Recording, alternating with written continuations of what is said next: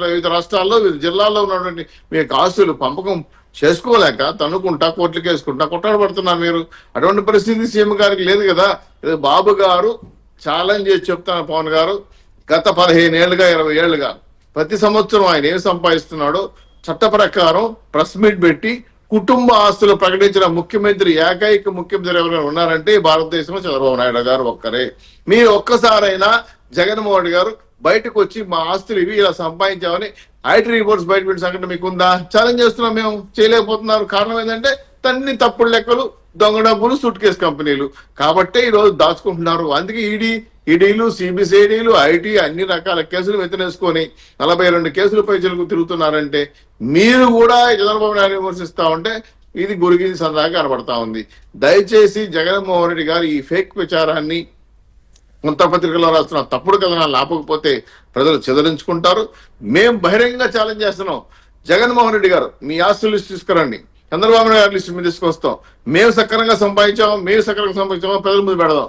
ఇది ప్రజలు నిర్ణయం తీసుకుంటారు. అంతేగాని మీరు కూర్చొని మీ యొక్క కాలకేయులు, మీ యొక్క సైతాన్ని బెచ్చలు కూర్చోబెట్టుకుని పేటీఎం బెచ్చలు కూర్చుకొని అన్ని కోట్లు సంపాదించేశారు, అది తీసేసుకున్నారు, ఇది తీసేసుకుని తప్పండి. రామ్మూర్తి నాయుడు గారు ఆస్తున్నాయి, వాళ్ళ కుటుంబ సభ్యుల ఆస్తులు ఉన్నాయి, ఖర్జూరపు నాయుడు సంపాదించిన ఆస్తులు ఉన్నాయి, అదేవిధంగా రామారావు గారు ఇచ్చిన ఆస్తులు ఉన్నాయి, బరణం కింద భువనేశ్వరమ్మకి అనేక అంశాలు పరిగణన తీసుకొని ఈ ఆస్తులు పెరుగుతాయి. కానీ షేర్ వాల్యూ మెయిన్ గా ఇప్పుడు చూడండి, జగన్మోహన్ రెడ్డి గారి కంపెనీలు షేర్లు ఏమైనా పెరుగుతున్నాయా? పెరగట్లేదు కదా.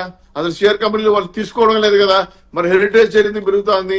నీతిగా నిజాయితీగా ఐటీ కట్టి షేర్లు చేస్తున్నాం కాబట్టి ఆ రేట్లు పెరుగుతున్నాయి. ఇవన్నీ కేసులు ఉన్నాయి కదా సార్, వీళ్ళకి సంబంధించి అన్ని ఈడీ అటాచ్ లో ఉన్నాయి, కేసులు ఉన్నాయి. వీళ్ళని ఎవరు పెట్టుకుంటారనే కదా వాళ్ళు తీసుకోకపోయింది షేర్ కి. కనీసం మీకు సెబీ అని ఐటీ ఇన్వెస్ట్మెంట్స్ సంబంధించిన షేర్ కంపెనీలు కానీ మీ కంపెనీలు షేర్ తీసుకోవడానికి భయపడిపోతున్నాయి. నమ్మట్లేదు, ఎందుకంటే మొత్తం ఫ్రాడే, నమ్మట్లేదు, మొత్తం తప్పుడు లెక్కలే. అందుకే సార్ ఏమంటానంటే బాబు గారి మీద గుడ్డగాల్చి మహానేయడం కాదు, కరెక్టమైన పద్ధతి కాదు. రాష్ట్ర అభివృద్ధికి దోహదపడండి.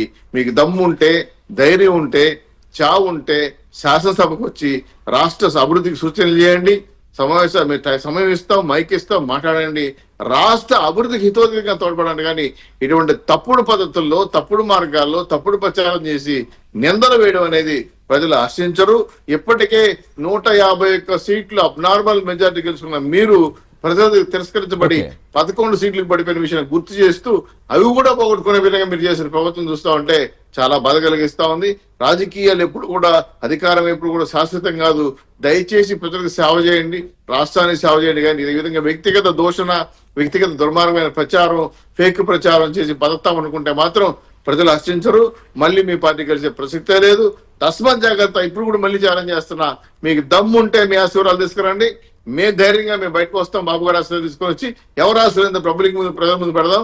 నిజంగా మీరు సంపాదించిన నీతి నిజాయితీ మీకుంటే చెప్పండి, మేము వదిలేసుకుంటాం. మాకు తప్పుంటే మేము చట్ట ప్రకారం కట్టబడతామని చెప్పి ఛాలెంజ్ చేసి చెప్తున్నాం.